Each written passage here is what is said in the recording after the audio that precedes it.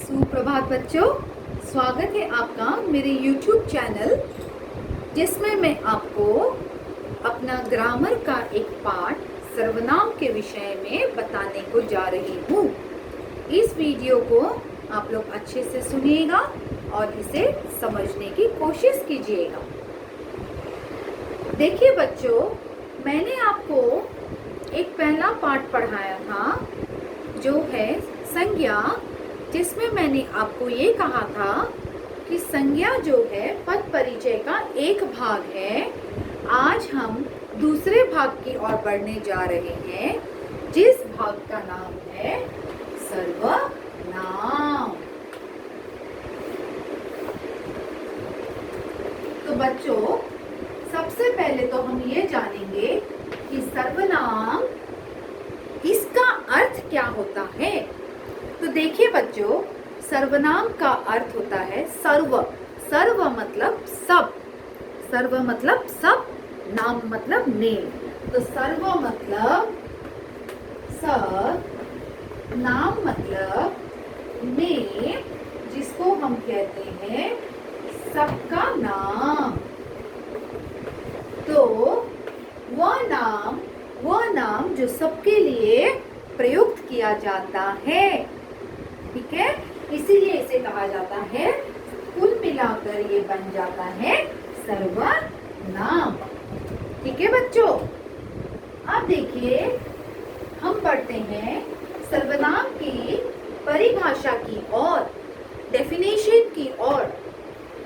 इसका डेफिनेशन ये होता है, संज्ञा के स्थान पर प्रयुक्त किए जाने वाले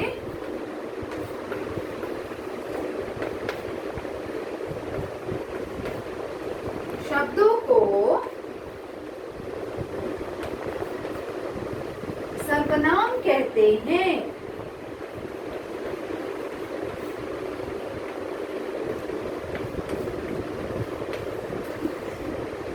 तो ये है आपका सर्वनाम का डेफिनेशन, परिभाषा। तो संज्ञा के स्थान पर प्रयोग किए जाने वाले शब्दों को हम कहते हैं सर्वनाम। और वह नाम जो सबके लिए प्रयोग किए जाते हैं।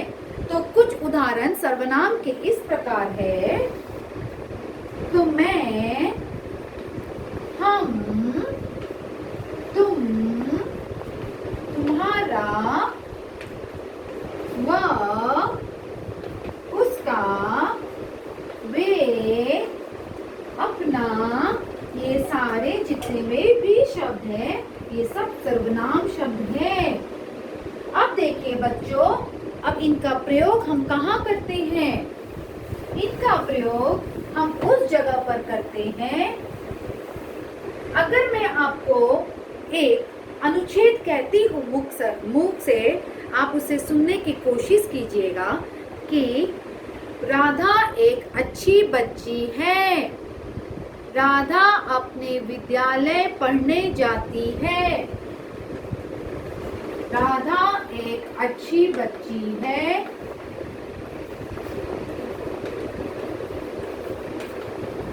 राधा विद्यालय पढ़ने जाती है।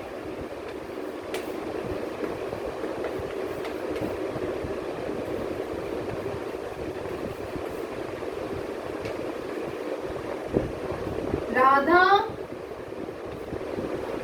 माता पिता का बहुत सम्मान करती है।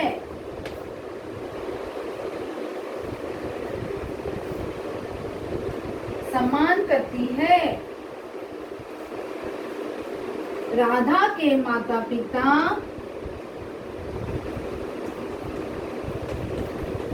राधा से बहुत प्यार करते हैं।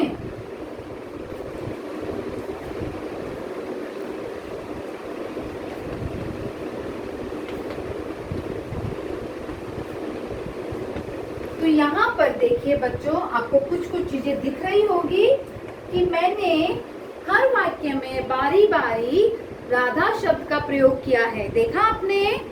तो इस जगह पर हम क्या करेंगे, जिससे आपको हर एक वाक्य सुनने में बहुत अटपटा लग रहा है, खराब लग रहा है, अच्छा नहीं दिख रहा।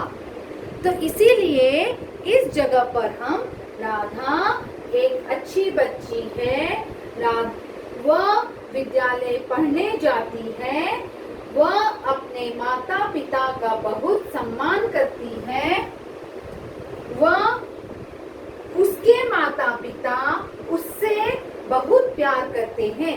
राधा के स्थान पर मैंने अलग अलग सर्वनाम शब्दों का प्रयोग किया।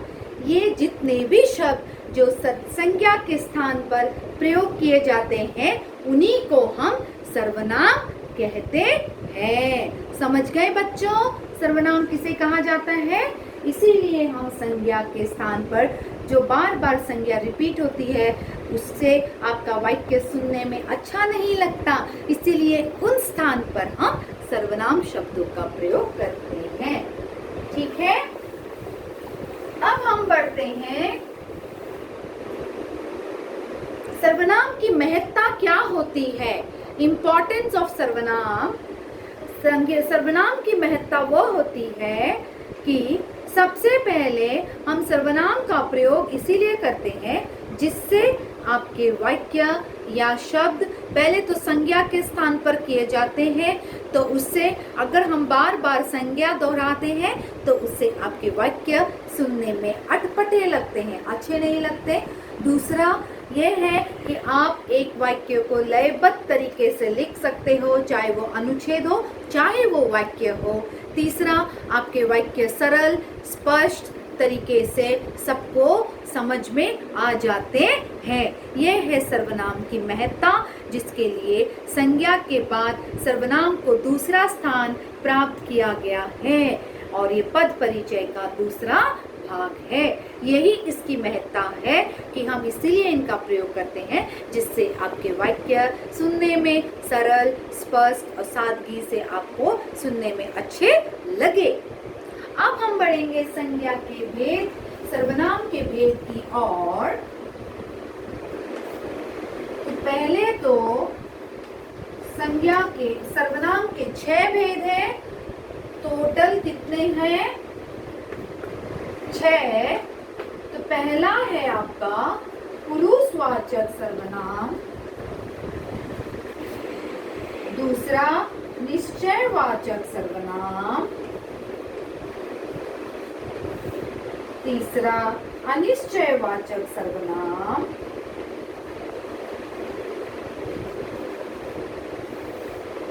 चौथा प्रश्नवाचक सर्वनाम,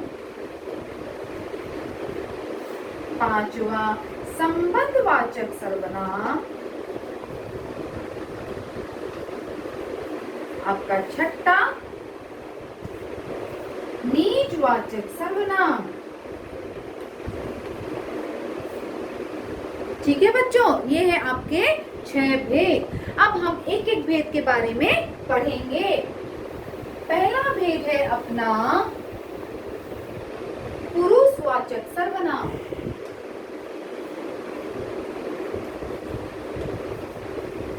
पुरुषवाचक सर्वनाम को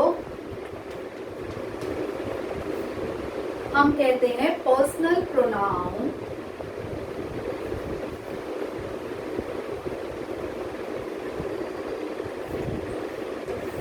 पुरुषवाचक सर्वनाम को हम कहते हैं पर्सनल प्रोनाउन, जो और 3 भागों में बांटे गए हैं, जो है उत्तम पुरुष, मध्यम पुरुष और अन्य पुरुष। तो देखिए बच्चों, अब उत्तम पुरुष हम कहते हैं फर्स्ट पर्सन को, सेकंड पर्सन को हम कहते हैं मध्यम पुरुष, थर्ड को हम कहते हैं अन्य पुरुष। ये आपने अपने इंग्लिश में भी पढ़ा था, प्रोनाउंस, आपको याद है? अब ये first person, second person, third person. तो पर्सनल प्रोनाउन, पुरुषवाचक सर्वनाम किसे कहते हैं, मैं उसके ओर आती हूँ। पुरुषवाचक सर्वनाम अपने और दो व्यक्तियों के बातचीत के लिए उनका प्रयोग किया जाता है। उसमें एक वक्ता होते हैं, एक श्रोता होते हैं। वक्ता और श्रोता, वक्ता होते हैं स्पीकर, श्रोता होते हैं लिसनर। अब यहाँ पर इसको 3 भागों में बांटा गया है, उत्तम पुरुष, मध्यम पुरुष और अन्य पुरुष। उत्तम पुरुष के एग्जाम्पल है मैं और हम, किसके है तुम और तुम्हारा, किसके हैं वह और वे। ठीक है, अब देखिए हम एक एक भाग को समझेंगे। मैं ये आपको समझ में आए? अब मैं बताती हूँ। पर्सनल प्रोनाउन आप समझ गए, पुरुषवाचक सर्वनाम किसे कहा जाता है। अब हम एक एक भाग की ओर बढ़ रहे हैं।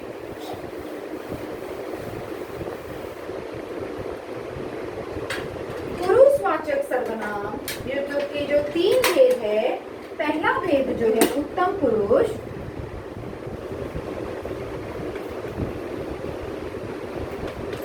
इसमें स्पीकर का काम होता है। देखिए बच्चों, पहला एग्जाम्पल मैं यहाँ पर आपको पढ़ा रही हूँ। कौन पढ़ा रहा है? मैं पढ़ा रही हूँ। I am the first person. मैं आपको पढ़ाती हूँ, तो मैं हो गई फर्स्ट पर्सन।